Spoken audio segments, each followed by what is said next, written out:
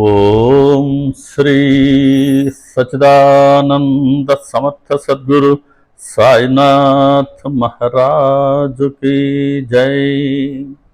గురుమధ్యే స్థితం విశ్వం విశ్వమధ్యే స్థితో గురుః గురుర్విశ్వం న చాన్యోస్తి తస్మై శ్రీ గురవే నమః. తస్మై శ్రీ గురవే నమః. సదా నింబవృక్షస్య మూలాధివాస సుధాస్రావిణం తీక్తమప్యాప్రియంతం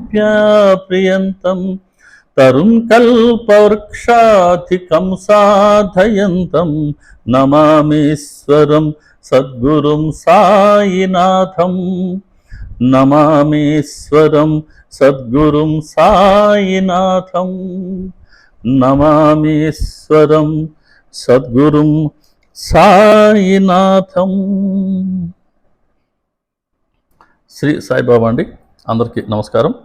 సాయి కృపతో, సాయి ప్రేరణతో, సాయి సన్నిధిలో మన ఛానల్ ద్వారా ఈ సత్సంగాన్ని వీక్షిస్తూ ఉన్న సాయి కుటుంబంలోని సహచర సభ్యులైన మీ ప్రతి ఒక్కరికిను, అలాగే ఈ గురువారం మన అందరికీ తమ సన్నిధిని ప్రసాదించి తమ స్మరణ చేసుకునే భాగ్యాన్ని ప్రసాదించిన సమర్థ సద్గురువు సాయినాథుని దివ్య పాద పద్మాలకి నమస్కారం చెల్లిస్తున్నాను. గురువారం మనం కీర్తన చేసుకునే పద్ధతిని పాటించాం. బాబా గారు స్ఫురణ ఇచ్చిన మేరకి వారు ఇచ్చిన పాటలన్నీ పాడుకున్నాం. మళ్ళీ బాబా గారు ఏదన్నా స్ఫురణ ఇచ్చి పాట కనుక వారు అనుగ్రహిస్తే ఆ పాట పాడుకుందాం. అప్పటి వరకు గురువారం కూడా మనం సత్సంగాన్ని చేసుకుందాం. ఇప్పుడు మనం మొదటి అధ్యాయంలోని 58 మరియు 59 ఓవిల్లో ఉన్నటువంటి అంశాన్ని మనం చర్చించుకుంటూ ఉన్నాం. అవేంటి? గురునామం, గురువు యొక్క సహవాసం, గురుకృప, గురు చరణ పాయసం, గురు మంత్రం మరియు గురుగృహ నివాసం. ఇవన్నీ అత్యంత ప్రయాసతో లభిస్తాయి. అత్యంత ప్రయాసతో. ఎందుకని? వీనికి ప్రచండమైన శక్తి ఉంది. ఇవి భక్తులను పరీక్షించి వారికి తెలియకుండానే మోక్షద్వారం వరకు నెట్టుకుంటూ వెళతాయి. మోక్షద్వారం వరకు నెట్టుకుంటూ పోయేటి అండి అంత సులువుగా లభిస్తాయా? కనుక అత్యంత ప్రయాసతో లభిస్తాయి. 6 గురునామం, గురు యొక్క సహవాసం, గురుకృప, గురు చరణ పాయసం, గురు మంత్రం మరియు గురుగృహ నివాసం అన్నాడు. ఈ 6 గురునామం, గురు యొక్క సహవాసం మనం దర్శించుకున్నాం. పోయిన ఆదివారం రోజు గురుకృపను మనం దర్శించుకున్నాం. ఇప్పుడు ఈ గురువారం గురుచరణ పాయసం అనే అంశాన్ని మనం దర్శించుకుందాం. బాబా గారు స్ఫురణ ఇచ్చిన మేరకు గురుచరణ పాయసం. పాయసం అంటే మనందరికీ తెలుసండి, చాలా మధుర పదార్థం, ఆరోగ్యానికి కూడా చాలా మంచిది. అలాగే గురుభక్తులకి గురుచరణ పాయసం అంటే గురుచరణ తీర్థం అని. కాబట్టి గురుచరణ తీర్థం మనలాంటి గురుభక్తులకు అత్యంత ప్రధానమైనది, పవిత్రమైనది, పావనమైనది, శక్తివంతమైనది. గురుచరణ తీర్థం సేవించడం కన్నా ఇంకేదన్నా ఉంటుందా మనం కోరుకోవాల్సింది? బాబా గారి అభిషేక జలం మనం షిరిడీకి వెళ్ళినప్పుడు గమనిస్తాం కదా. కాడారతి అయిపోగానే అభిషేక జలం కోసం గురుస్థానం దగ్గర పెద్ద క్యూ ఉంటుంది. చాలామంది బాటిల్స్ పట్టుకుంటుంటారు. సరే, మనకు అందకపోతే మనకు ఎలాగోలా ఎవరో ఒకరు మనకు ఇస్తారు. అది ఎంత ప్రాణంగా, ప్రేమగా మనం సేవిస్తాం. అలాగే గురుచరణ తీర్థం అత్యంత పవిత్రమైనది. దాన్ని కనుక సేవిస్తే ఎటువంటి ప్రయోజనమో సచ్చరిత్రలో అనేక బోవిల్లో చెప్పడం జరిగింది. ఒక్కసారి గురు చరణాలకు ఉన్నటువంటి పవిత్రతని, ప్రాధాన్యతను, శక్తిని గురించి మనం ఇప్పుడు చర్చించుకుందాం. దీనికి 45వ అధ్యాయంలో ఓ చక్కటి ఓవిలు ఉన్నాయి. 2 మరియు 3 ఓవిలు. అందులో ఏం చెప్తారంటే బాబా గారు 4 పురుషార్థాలు: ధర్మ, అర్థ, కామ, మోక్ష. కాబట్టి ఈ 4 పురుషార్థాల్లో పరమ పురుషార్థం ఏంటి? మోక్షం. ఈ పరమ పురుషార్థమైన మోక్షం కంటే కూడా సద్గురు యొక్క చరణాలు సమర్థవంతమైనవి. ఎందుకంటే ఇటువంటి గురు చరణ తీర్థాన్ని కనుక సేవిస్తే మోక్షం మనకు తెలియకుండానే మన ఇంట్లోకి ప్రవేశిస్తుంది. మోక్షం కోసం ఎంతమంది ఎన్నెన్ని రకాలుగా సాధన చేయాలి, తపస్సు చేయాలి. కోట్లాది మంది తపస్సు చేస్తే కొద్దిమంది మోక్షాన్ని పొందగలరేమో. అలాంటిది సద్గురు చరణ తీర్థాన్ని కనుక సేవిస్తే ఇదే మోక్షం మనకు తెలియకుండానే మన ఇంట్లోకి ప్రవేశిస్తుంది. మోక్షం అంటే ముక్తి, ఈ ప్రాపంచిక బంధనాల నుండి ముక్తి.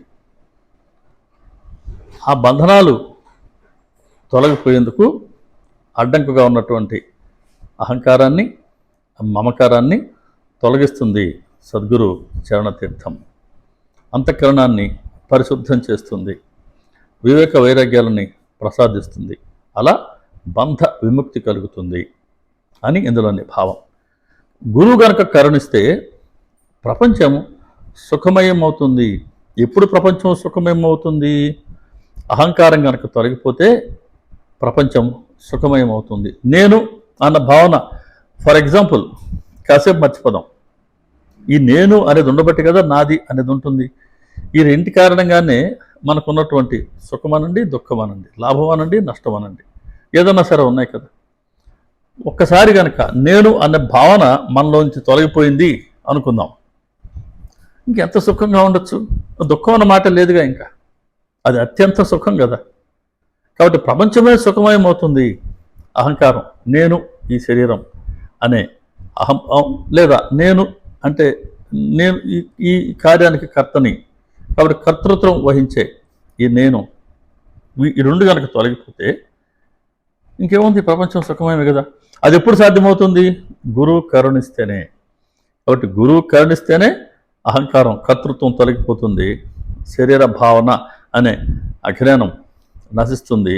అప్పుడు ప్రపంచం అంతా ఎటువంటి దుఃఖము లేని అత్యంత సుఖమయంగా మనకు గోచరిస్తుంది. గురువు కరుణిస్తే జరగవు అని తలచినవి జరుగుతాయి. మనం చాలా కష్టం అనుకుంటాం కొన్ని జరిగేది, కానీ గురువు కరుణిస్తే ఆయనకి అన్ని సుసాధ్యమే.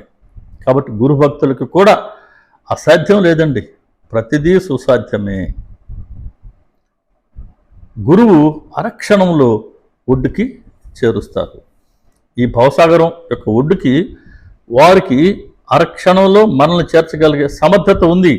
ఎప్పుడు మనం కూడా ఒక్క క్షణం కూడా వారి స్మరణకు దూరం కాకుండా ఉండగలిగితేనే వారు అరక్షణంలో మనల్ని ఒడ్డుకు చేరుస్తారు. 45వ అధ్యాయం అనుకుంటాను. ఒక్క క్షణమైన సాయి నుండి విడిగా ఉండగలవాడు అసలు సాయి భక్తుడా అని ప్రశ్నించింది సచరిత్ర. ఒక్క క్షణమైన ఆయనకు దూరంగా ఉండకుండా ఉండేవాడే సాయి భక్తుడు. కాబట్టి మనం అలా ఒక్క క్షణం కూడా వారికి దూరం కాకుండా, వారి స్మరణకు దూరం కాకుండా కనుక ఉంటే ఆయన అత్యంత సమర్థుడు. ఆరక్షణంలో మనల్ని ఆయన ఒడ్డుకి చేరుస్తారు. కాబట్టి గురు చరణాలకు ఉన్న ప్రాధాన్యత ఇలాంటిదనమాట. మరి పరమ పురుషార్థమైన మోక్షం కన్నా కూడా గురు చరణాలు ఎందుకు అత్యంత సమర్థవంతమైనవి అన్నదానికి తిరిగి మళ్ళీ మనకు 47వ అధ్యాయంలో వివరణ ఉంది. అంటే సచ్చరిత్రలో ఉండే ప్రతి అధ్యాయంలో కూడా అనేక విషయాలు ఒకదానికొకటి పరస్పరం లింక్ అయి ఉంటాయి. అవన్నీ మనం క్రోడీకరించుకొని చిన్నగా అధ్యయనంలాగా మనం నోట్స్ తయారు చేసి పెట్టుకుంటే క్షుణ్ణంగా మనకు మనసుకు వస్తుంది బాబా ఏం చెప్తున్నారు అని. ఇప్పుడు ఏం చెప్తున్నారు? పరమ పురుషార్థం కన్నా గురు చరణాలు అత్యంత సమర్థవంతం అన్నాడు కదా. ఇప్పుడు 47వ అధ్యాయంలో ఎందుకు గురు చరణాలు అంత సమర్థవంతమైనవి అన్నదానికి వివరణ ఇస్తున్నారు. మనందరం మన నమ్మకం ఏంటంటే మనం గంగా నదిలో స్నానం చేస్తే మన పాపాలు క్షాళనమవుతాయి. అదిగో మొన్నటి వరకు ప్రయాగలో జరిగినటువంటి పుణ్య స్నానాలు కూడా అదే కదా. మనం వెళ్తున్నాం, గంగా నదిలో మనం స్నానం ఆచరిస్తున్నాం, మన పాపాలు తొలగిపోయాయి. కోట్లాది మంది మనలాంటి వాళ్ళం వెళ్ళి మన పాపాలు క్షాళన చేసుకుని వస్తూ ఉన్నాం. గంగమ్మ తల్లి మనందరి పాపాలను ఆమె స్వీకరిస్తూ ఉంది. కానీ ఈ మాలిన్యం అంతా నదీ గర్భంలో పేరుకొని పోతుంది కదా. మరి ఆమె కూడా, గంగా నది కూడా, గంగమ్మ తల్లి కూడా తనలో పేరుకుపోయిన మాలిన్యాన్ని తొలగించుకోవాలి కదా. ఆమె సత్పురుషుల శరణ రజన కోసం ఎదురు చూస్తూ ఉంటుందట. సత్పురుషుల శరణ రజని, పాదధూళి కోసం ఎదురు చూస్తూ ఉంటుందట. ఎప్పుడు సత్పురుషులు వచ్చి నాలో స్నానమాచరిస్తారా, వారి పాదస్పర్శ నాకు ఎప్పుడు లభిస్తుందా అని ఆ తల్లి ఎదురు చూస్తూ ఉంటుందట. సత్పురుషుల శరణ స్పర్శ తప్ప ఈ పాప ప్రక్షాళనకు వేరే మార్గం లేదని ఆమెకు నిశ్చితంగా తెలుసు అని 47వ అధ్యాయంలో మనకు చాలా స్పష్టంగా తెలియచేస్తారు. కాబట్టి మనందరూ విడిచిపెట్టిన మాలిన్యాన్ని గంగానది సత్పురుషులు స్నానం కనుక చేస్తే నదిలో వాళ్ళ చరణ స్పర్శతో తొలగించుకుంటుంది. మరి ఆ చరణ స్పర్శకి ఎంతటి ప్రాధాన్యత ఉంది, అదే కదా చెప్తున్నారు. దీన్ని ఇంకో రకంగా 48వ అధ్యాయంలో చెప్తున్నారు. నుంచుని ఉన్నా మనకు చెప్తున్నాడు, నుంచుని ఉన్నా కూర్చుని ఉన్నా ఏదైనా ఇచ్చేటప్పుడు లేదా పుచ్చుకునేటప్పుడు సత్పురుషుని చరణాలయందు కనుక విశ్వాసం ఉంచితే భక్తులు సఫలీకృతులవుతారు. కాబట్టి ఏదైనా సరే మనం నుంచొనున్నా కూర్చొనున్నా ఇచ్చేటప్పుడు కానీ పుచ్చుకునేటప్పుడు కానీ సద్గురువు చరణాలను కనుక ఆ చరణాల పట్ల కనుక మనం విశ్వాసం ఉంచితే భక్తులు సఫలీకృతులవుతారు. ఏమిస్తాం, ఏం పుచ్చుకుంటామంటే మనం బాబా గారికి ఏమి ఇవ్వగలం? మన సమయాన్ని, మన శ్రమని, మన సేవని, మన వాక్కుని, లేదా ఏదన్నా కైంకర్యం చేయగలం. ఇది మన వారికి ఇవ్వగలం. అది కూడా వారు కరుణిస్తేనే. ఏం పుచ్చుకుంటాం తిరిగి బాబా గారి దగ్గర నుంచి అంటే ఆయన దయ, ఆయన కరుణ, ఆయన ప్రేమ, ఆయన కృప. కాబట్టి ఇచ్చేటప్పుడైనా సరే పుచ్చుకునేటప్పుడైనా సరే సద్గురు చరణాలయందు విశ్వాసం ఉంచాలి. ఏదన్నా ఒక కార్యం ప్రారంభించే ముందు భగవంతుడి లేదా గురువు యొక్క చరణాలు కనుక మనం స్మరించి మనసులో నమస్కరించుకుని ఆ కార్యాన్ని కనుక ప్రారంభిస్తే ఆ కార్యాన్ని సత్పురుషులే నిర్విఘ్నంగా పూర్తి చేయించుకుంటారు. కాబట్టి ఏ కార్యాన్ని మనం ప్రారంభించే ముందైనా గురువుకి నమస్కరించుకొని వారి చరణాలని హృదయంలో ప్రతిష్ఠించుకొని ఒక్కసారి నమస్కరించుకొని మనం ఆ కార్యం ప్రారంభించవచ్చు. చూడండి, ఒక్కసారి మనకు ఎగ్జాంపుల్ కూడా సత్పురుషుల చరణాల యందు కనుక విశ్వాసం ఉంచితే భక్తులు సఫలీకృతులవుతారు అన్నదానికి మంచి ఎగ్జాంపుల్ ఏంటంటే మనకు సపత్నేకర్. సపత్నేకర్ ఆయన తన 48వ అధ్యాయంలో వస్తుంది. ఒకే కుమారుడు చనిపోయారు. ఆ మనశ్శాంతి కోసం ఆయన ఎన్నెన్నో పండరీపురం, గాణగాపురం లాంటి ప్రదేశాలైన తిరిగి వచ్చారు. ఆయన మనసు శాంతించలేదు. చివరికి బాబాగారు గుర్తుకొచ్చారు. బాబాగారి వద్దకి తన తమ్ముడిని కూడా తీసుకొని రావడం జరిగింది. ఇద్దరు వచ్చారు, బాబాగారిని దర్శించుకున్నారు. బాబాగారు 1కి 3 సార్లు చల్హట్ చల్హట్ చల్హట్ వెళ్ళి ఇక్కడి నుంచి అని వెళ్ళమన్నారు. అంతేగాని సపత్నేకర్ కోరుకున్నట్లుగా ఒక ప్రశాంతమైన దర్శనం అయితే బాబాగారు వద్ద ఆయన పొందలేదు. అనేక మంది వస్తున్నారు, బాబాగారి చరణాలకు నమస్కరిస్తున్నారు, పూజ చేస్తున్నారు, చరణతీర్థాన్ని సేవిస్తున్నారు, ఆయన ఆశీర్వదిస్తున్నారు, నవ్వుతున్నారు, మాట్లాడుతున్నారు. అందరూ ఒక దీపావళి పండుగలాగా ఆనందంగా రోజు వచ్చి వెళ్తూ ఉంటే ఈయనకి మాత్రం 1కి 3 సార్లు బాబాగారు చల్లహట్ అన్నారు. సరే, ఎందుకన్నారు అన్నది పెద్ద వివరం, అది మళ్ళీ మనం ఆ అధ్యాయం గురించి మాట్లాడుకునేటప్పుడు చెప్పుకుందాం. చివరికి ఆయన నాలో ఏదో పెద్ద తప్పు జరిగినట్టుంది, అనేక పాపాలకి నేను ఆశ్రయమయ్యాను కాబోలు, అందుకనే బాబాగారు ఇలా అంటున్నారు అని ఒక నిర్ధారణకు వచ్చారు. ఆయన ఎప్పటికైనా సరే బాబాగారి అనుగ్రహం పొందేంత వరకు షిరిడీలో బాబా వద్ద స్థిరమైన మనసుతో ఉండాలి అని ఆయన నిర్ణయించుకున్నాడు. చాలా మంచి ఓవి, 48వ అధ్యాయంలో 125 ఓవి నంబర్. ఎప్పటికైనా సరే బాబా గారి అనుగ్రహం పొందేంత వరకు షిరిడిలోనే బాబా వద్ద స్థిరమైన మనసుతో ఉండాలి అని ఆయన నిర్ధారణ చేసుకుని ఇప్పుడు బాబాగారి దర్శనార్థం మసీదుకి వెళ్తే 1-3 సార్లు సెలహట్ అన్న బాబా ఇప్పుడు ఆయన ఆశీర్వదించారు.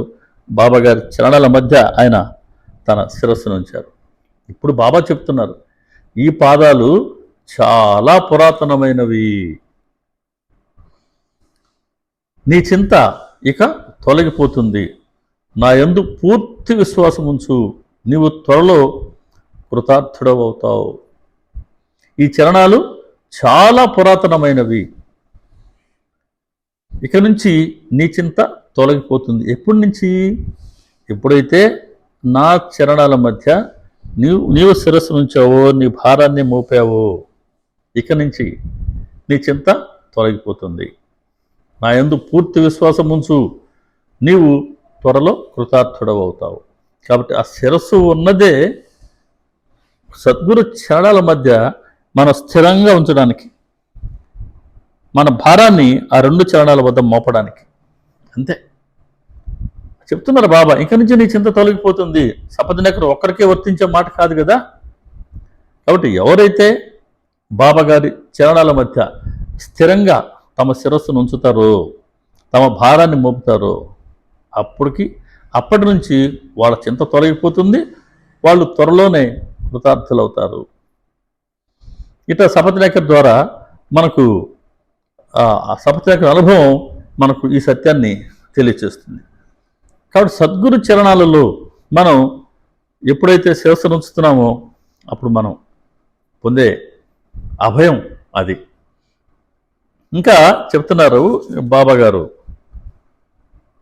సత్సంగం అనే నీడ పడితే చాలట, శాపతాపాలు మమకారాలు అక్కడికక్కడే మాయమైపోతాయి. అందువలన సత్పురుషుల శరణాలను ఆశ్రయించండి. సత్సంగం సద్గురు సన్నిధే. సద్గురు సన్నిధిని మించిన సత్సంగం ఏముంది? సద్గురు ముందు అలా వారిని చూస్తూ మనం కూర్చున్నా కూడా మౌనంగా వారి చరణాలు ధ్యానిస్తూ సత్సంగమే. ఇక్కడ మనం 10 మంది కూర్చొని చేసుకున్న సత్సంగమే. అది సాధ్యం కానప్పుడు మనం ఏకాంతంలో బాబా గారి ముందు కూర్చొని ప్రేమగా వారి చరణాలను చూస్తూ నామస్మరణ చేస్తూ కూర్చున్నా కూడా అది సత్సంగమే, ఏం తక్కువ కాదు. లేదు సద్గ్రంథాన్ని మనసు పెట్టి రోజు నిత్యము నియమంగా మనం పారాయణ చేసినా, గానం చేసినా, శ్రద్ధగా విన్నా, మననం చేసినా, చింతన చేసినా, పరిశీలన చేసినా, అధ్యయనం చేసినా అది కూడా సత్సంగమే. కారణం ఏంటి? మనం ఎప్పుడైతే ఆయన స్మరణలో ఉన్నామో ఆయన మన ఎదురుగా కూర్చుంటానన్నారు. బాబాగారు ఎదుట మనం కూర్చున్నామనంటే బాబాగారి సన్నిధిలో ప్రత్యక్షంగా కూర్చున్నట్టే. బాబాగారి సన్నిధే సత్సంగం. కాబట్టి అటువంటి సత్సంగం అనే నీడ పడితే చాలు.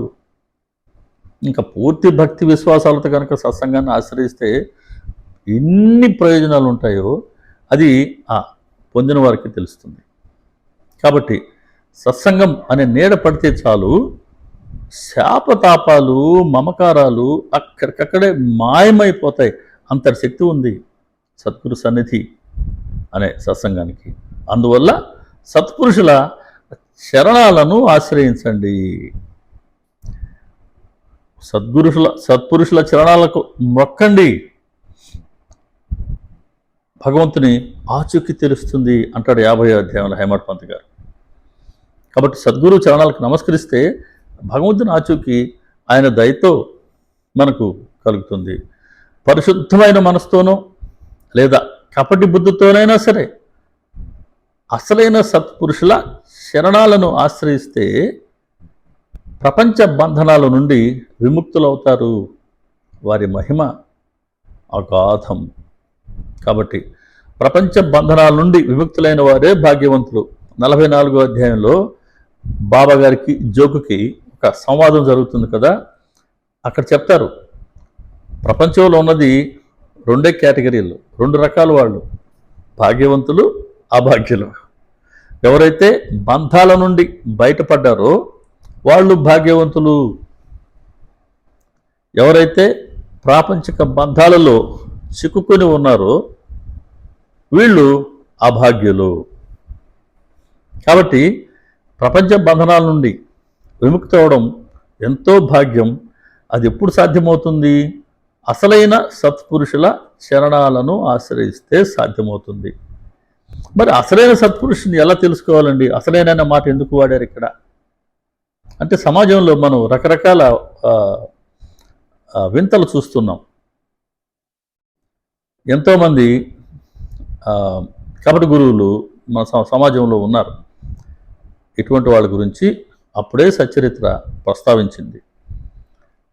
ఎవరు సద్గురువులు అని అంటే, సంపూర్ణమైన శాస్త్ర జ్ఞానం ఉండి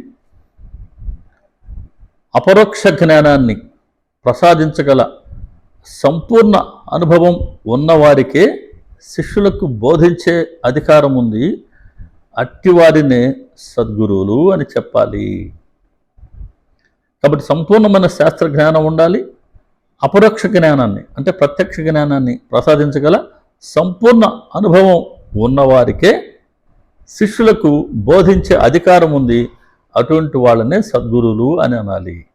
పాండిత్యాన్ని చూసో, లేదా ప్రతిభను చూసో, లేదా పటాటోపాలను చూసో సద్గురువు అన్న పదవి అది బిరుదు కాదు మనం ఇవ్వటానికి. వారికి సంపూర్ణమైన శాస్త్రజ్ఞానం ఉండాలి, ఆయన ప్రత్యక్షంగా ఆత్మానుభూతిని పొంది ఉండాలి. వారిని ఆశ్రయించిన మనలాంటి వాళ్ళకు కూడా ఆత్మజ్ఞానాన్ని ప్రసాదించగల సంపూర్ణమైనటువంటి అనుభవం ఉండాలి. ఆత్మానుభవం లేని వాళ్ళు, ప్రత్యక్ష అనుభూతి లేని వారిని సద్గురువులు అని ఎప్పుడూ అనరాదు. ఇంకా చెప్తున్నాడు, సద్గురు స్థానాన్ని ఎలా గుర్తించాలి? పరమశాంతికి స్థానమై విద్యా దర్పం లేకుండా చిన్నవారిని పెద్దవారిని సమానంగా చూసే స్థలం సద్గురు స్థానం అని గ్రహించాలి. ఇవన్నీ మనకు విడిచిపెట్టారు. పరమశాంతికి స్థానమై ఉండాలి, విద్యాదర్పం లేకుండా ఉండాలి, చిన్నవారిని పెద్దవారిని అందరినీ సమానంగా చూసే స్థలం ఏదైతే ఉందో అది సద్గురు యొక్క స్థలం అని గ్రహించి అటువంటి సద్గురువుని ఆశ్రయించాలి. అటువంటి సద్గురువుల శరణలను కనుక ఆశ్రయిస్తే ఇంకేముంది? ప్రపంచ బంధనాల నుండి విముక్తి లభిస్తుంది. సద్గురు చరణాలలో తల్లీనులు కాకపోతే ఆత్మ యొక్క యథార్థ స్వరూపం చేజెక్కదు. కాబట్టి గురు చరణాల యందు ప్రేమ, దీనినే మనం సంపాదించుకోవాలి. గురు చరణాల యందు ప్రేమ ఇక ఆ గురు చరణాలను మించి మనం కోరుకునేది ఇంకా ఏది ఉండనటువంటి స్థితి. అటువంటి ప్రేమనే మనం సంపాదించుకోవాల్సి ఉంది. సంపాదించుకుంటుంటాం చాలా, కానీ నిజంగా గురుభక్తుడు సంపాదించుకోవాల్సింది గురు చరణాల పట్ల ప్రేమ. వారి చరణాల యందు 50వ అధ్యాయం చెప్తుంది, వారి చరణాల యందు శిరస్సు ఉంచి మోగవానిలా ఊరకే ఉండటం మంచిది. అంటే మన వాక్కుని మనసుని వారి పాదాల వద్ద మనం సమర్పించి ఊరికే మౌనంగా ఉన్నా కూడా చాలట. ఇలా సద్గురు చరణాలకున్న ప్రాధాన్యతని మనకు తెలియచేస్తూ ఇంకొక మాట 23వ అధ్యాయంలో వస్తుందండి. సాయి పాదాలను హృదయంలో స్మరించండి, మాయా నిరసనానికి ఇదొక్కటే తరుణోపాయం. 23వ అధ్యాయం గురుభక్తులు ఎలా దర్శనం అని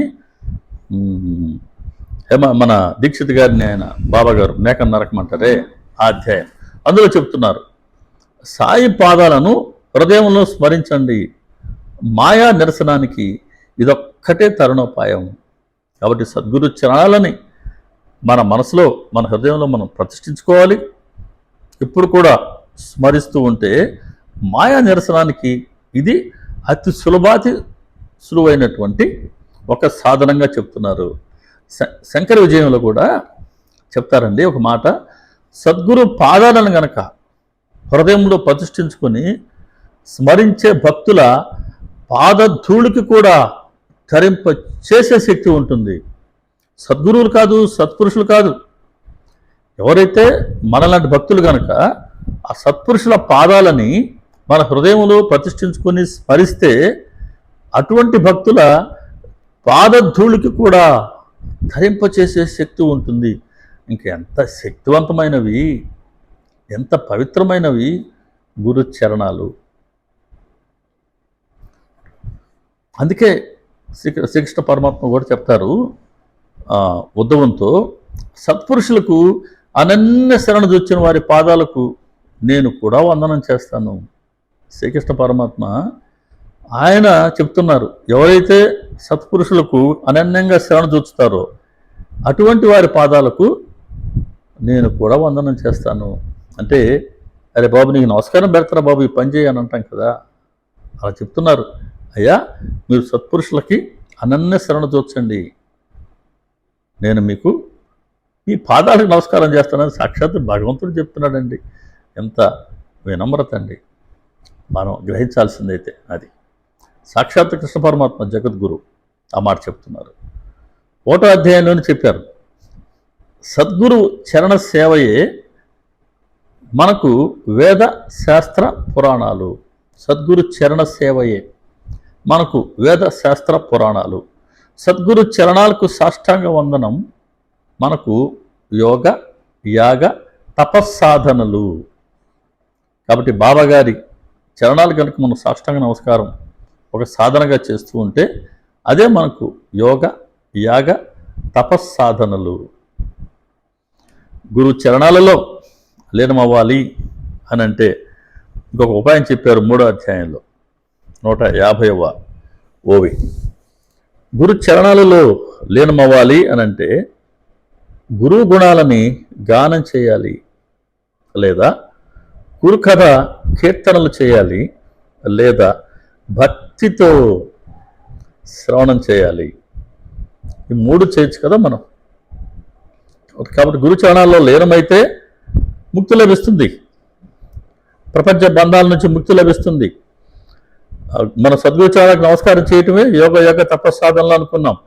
సద్గురు సేవయే మనకు వేదశాస్త్ర పురాణాలు అనుకున్నాం. మరి అటువంటి గురు చరణాలలో మనం లీనమవ్వాలి అని అంటే చాలా సులువైనటువంటి మార్గం చెప్తున్నారు 3వ అధ్యాయంలో. గురువు గుణాలని గానం చేయాలి. బాబా గారి గుణాలను మనం సచ్చరిత్రలో చదువుకుంటూ వింటూ ఉంటే ప్రేమగా మన సాటి భక్తులతో పంచుకుంటే చాలు. లేదా బాబా గారు మనకిచ్చే అనుభవాల్ని దాంట్లో ఎటువంటి అహంకారం లేకుండా, అది మన ప్రత్యేకతను చాటుకోవడానికి కాకుండా ఆయన మనకు ప్రసాదించిన అనుభవాన్ని ప్రేమతో పంచుకోవడం, గురు గుణాలని గానం చేయడం, లేదా గురు కథా కీర్తన. గురు కథలను మనం కీర్తన చేసుకోవచ్చు. 1వ అధ్యాయం ఈ కథ జరిగింది, ఆ కథలో ఉన్న సారాంశం ఇది, లేదా 2వ అధ్యాయం కథ ఇది, దాని సారాంశం ఇది. అలా గురు కథ కీర్తన చేయాలి, లేదా భక్తితో శ్రవణం చేయాలి. కాబట్టి వక్తకు శ్రోతకి ఇద్దరికి ఒకటే ఫలితం ఇచ్చారు. వక్తకి ఎక్కువ మార్కులు ఎక్కువ ఫలితమో, శ్రోతకి తక్కువ లేదండి. వాస్తవానికి ప్రతి ఒక్కరము శ్రోతలమే, వక్త లేదు ఇక్కడ. ఎందుకంటే ఆయన గానం చేశారు హేమంత్ పంత్ గారు సచ్చరిత్రని. మనం చదువుతున్నామనంటే ఆయన గానం చేసిన చరిత్రని మనం శ్రవణం చేస్తున్నట్టే. కాబట్టి మనందరము ఎప్పటికీ శ్రోతలమే. కాబట్టి భక్తితో శ్రవణం చేయాలి. ఇంకో మాట రాస్తారు 7వ అధ్యాయంలో అండి, ఏదో పూర్వార్జిత పుణ్యం వలన బాబా పాదాల వద్ద ఆశ్రయం లభించి మనసుకు శాంతి, ప్రాపంచిక విషయాల పట్ల నిశ్చింత కలిగాయి. దీన్ని మనం ప్రశ్నించుకోవాలి, మనకు మనం బేరీజు వేసుకోవాలి. పూర్వార్జిత పుణ్యం ఉండబట్టే బాబా గారి పాదాల వద్ద ఆశ్రయం లభించింది. రుణానుబంధం కారణంగానే బాబాగారు మనల్ని వారి వద్దకు రప్పించుకున్నారు.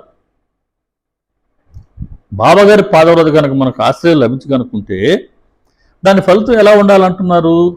మనసుకి శాంతి, ప్రాపంచిక విషయాల పట్ల నిశ్చింత కలగాలట. మనసుకు శాంతి ఎప్పుడు కలుగుతుంది? కోరికల్ని నశింప చేసుకోవడం ద్వారా కలుగుతుంది. అంటే బాబాగారి పాదాల వద్ద ఆశ్రయం లభిస్తే సహజంగానే మన మనసులో ఉండే ప్రాపంచిక కోరికలు నశించిపోతాయి. అప్పుడే మనసుకి శాంతి లభిస్తుంది. ఇక రెండవది, ప్రాపంచిక విషయాల పట్ల నిశ్చింత.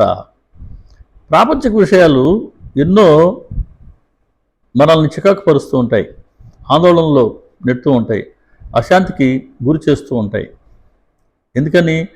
ఎప్పుడు మనం కోరుకున్నట్టుగా జరగవు కదా. మనం అనుకున్నామని కొన్ని జరగవు, అనుకోలేదని జరగక మానవు.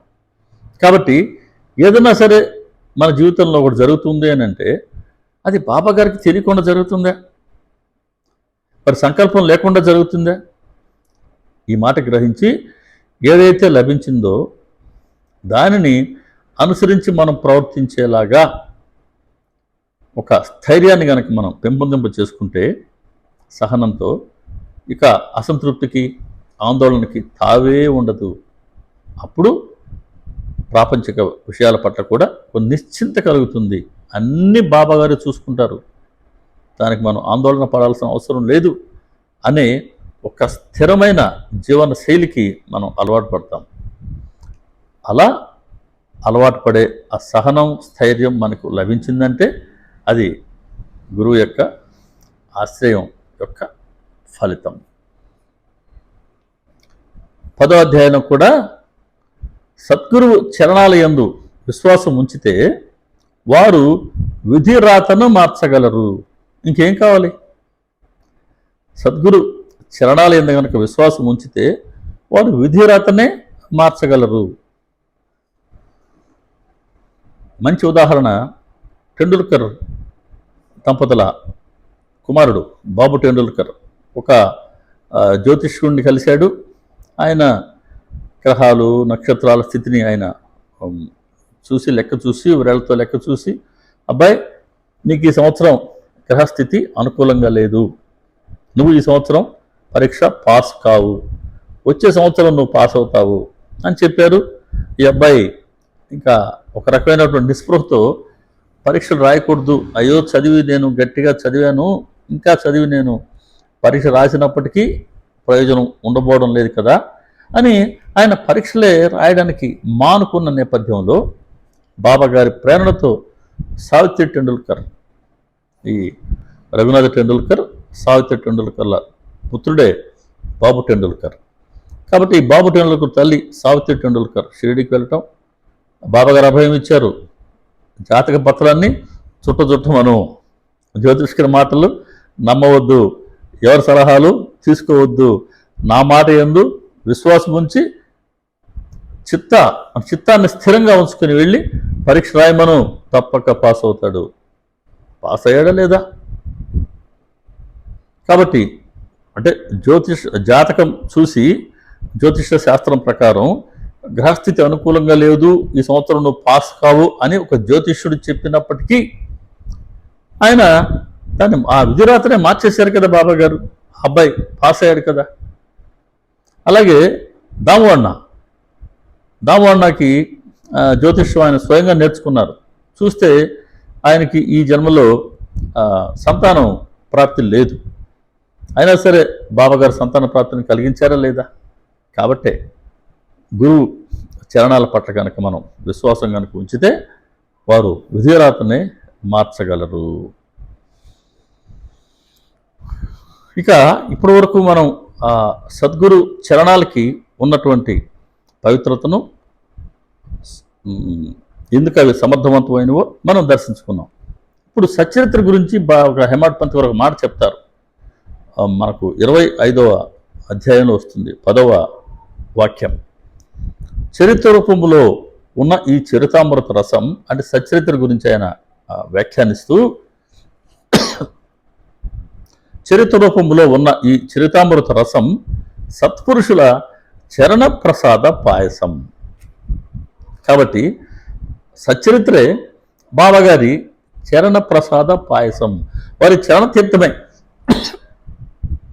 ఆనాటి భక్తులకి బాబాగారి చరణ తీర్థం లభించింది. కానీ శరీరాన్ని విడిచిపెట్టడం అది ప్రపంచ ధర్మం, సృష్టి ధర్మం. కానీ మనలాంటి వాళ్ళకు, మన తర్వాత వాళ్లకు సృష్టి ఉన్నంత వరకు కూడా భక్తులకి మరి బాబాగారి చరణ తీర్థం ఎలా లభింపచేయాలి అంటే దానికే బాబాగారు సచ్చరిత్రను మనకు అనుగ్రహించారు. ఇది ఒక 2 మిల్లీలీటర్లు కాదు, 4-5 డ్రాప్స్ కాదు, ఒక ఉగ్గు గిన్నె కాదు, గ్లాస్ కాదు, ఎవరికి ఎంత కావాలో అంతగా ప్రతిరోజు తనవు తీర పానం చేయవచ్చు. చరిత్ర రూపంలో ఉన్న ఈ చరితామృత రసం సత్పురుషుల చరణ ప్రసాద పాయసం. చెప్తారు హేమడ్ పంత్ గారు. అయ్యా నేను 35వ అధ్యాయం అనుకుంటాను, 35వ అధ్యాయంలో నేను బాబాగారి చరణాలపైనే దృష్టి నుంచాను. ఆ చరణాల నుంచి అంటే బాబాగారి పాదాల నుంచి అలలుగా ఉప్పొంగే అక్షరాలని పదే పదే పవిత్ర చరిత్ర అనే ఈ కలశంలో నింపుతున్నాను. చరిత్రను ఆయన ఒక కలశంలాగా వర్ణిస్తే మరి ఆ కలశంలో నీరు నింపాలి కదా.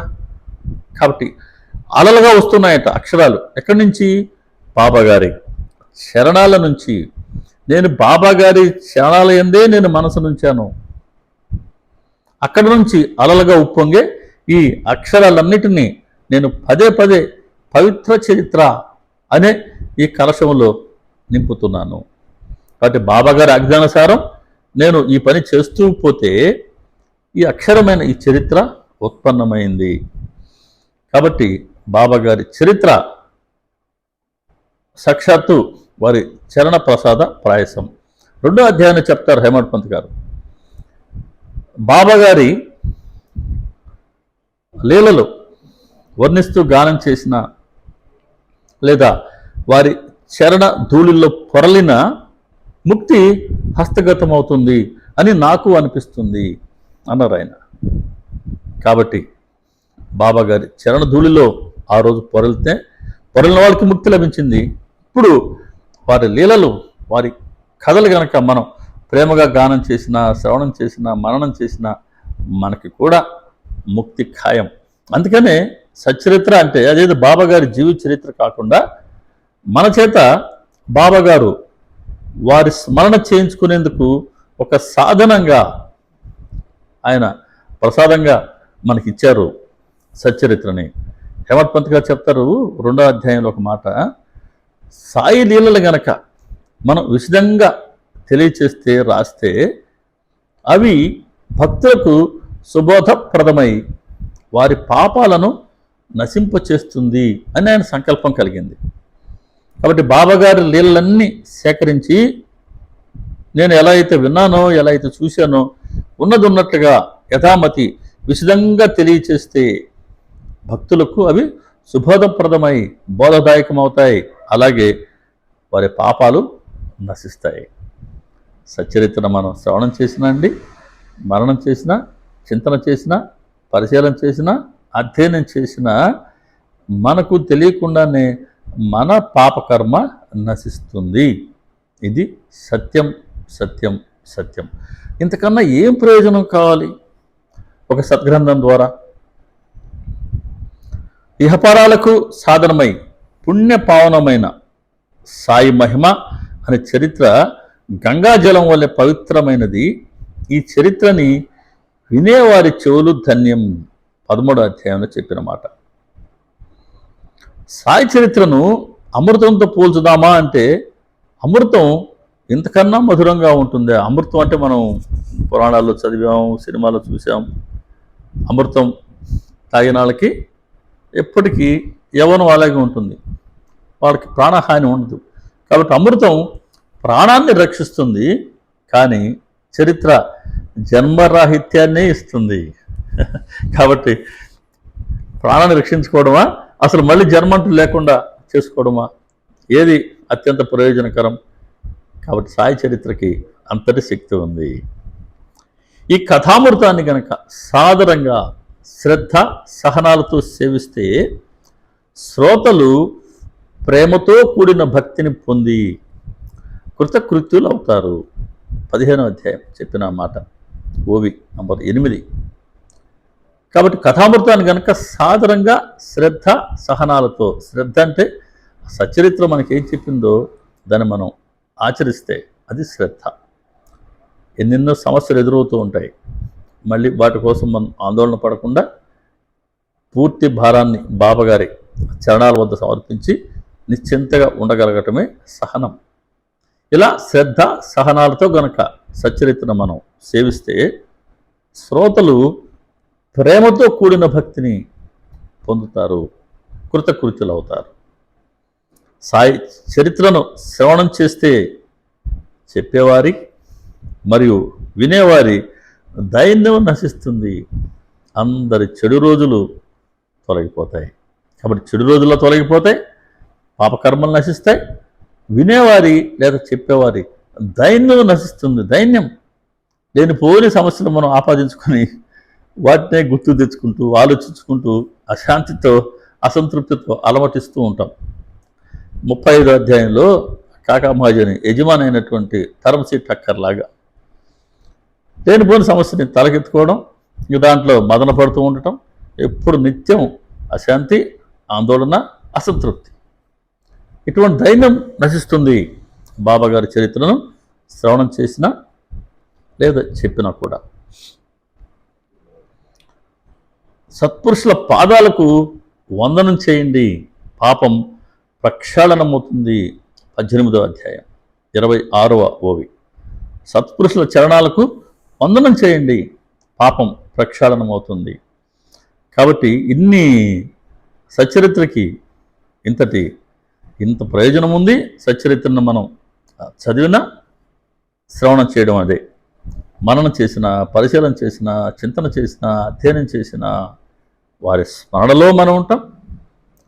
ఎప్పుడైతే వారి స్మరణలో మనం ఉంటామో, బాబాగారు ప్రత్యక్ష సన్నిధిలో మనం కూర్చున్నట్టే, అలా నిత్యం మనం బాబాగారి సన్నిధిలో కూర్చోవచ్చు, సత్సంగంలో కూర్చోవచ్చు.